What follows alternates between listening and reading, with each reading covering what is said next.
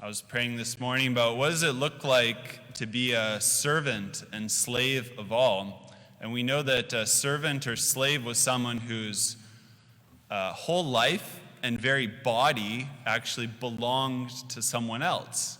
And a great image for what that would look like to be a servant and slave at all is to be a pregnant mother.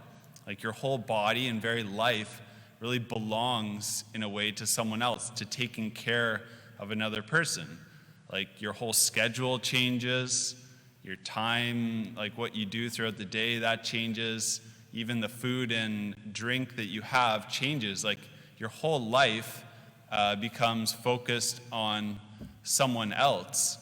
And so many people can hopefully find comfort in just that idea. I'm sure there's many mothers out there who can recall what that experience was like to all of a sudden, I remember my brother saying like when, as a father, when his firstborn, Olivia, came, he said, my life's no longer about me.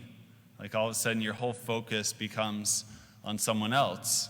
And it's beautiful to see in the life of parents this real stretching of the ability to love. Like there's a real deepened capacity to love as a result of totally focusing on taking care of someone else. Hopefully it is a message of hope for a lot of people out there that the very life that you live of service for another person is actually a beautiful visual of what Jesus is calling us to do for our whole lives. So this life of service, totally thinking about the good of someone else. And that's what love is. Love is to will the good of another. So to be constantly focused on what is truly good for another person. But as well, we're also called to receive this first from Jesus.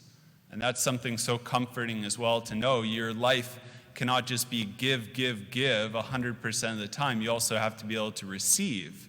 And so that's one of the beautiful things about starting the day with Mass, is where we just have an opportunity to receive everything from Jesus, so that when I say go forth, the Mass is ended, then you can give of yourself more.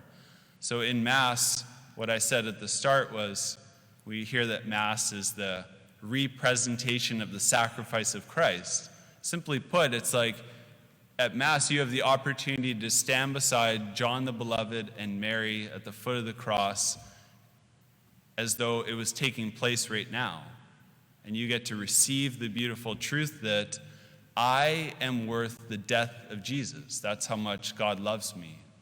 So you could say this to yourself, like that should be almost the reality of when we leave Mass. That's what we should leave Mass with the deepened truth of, that I am worth the death of Jesus. That's how much God loves me.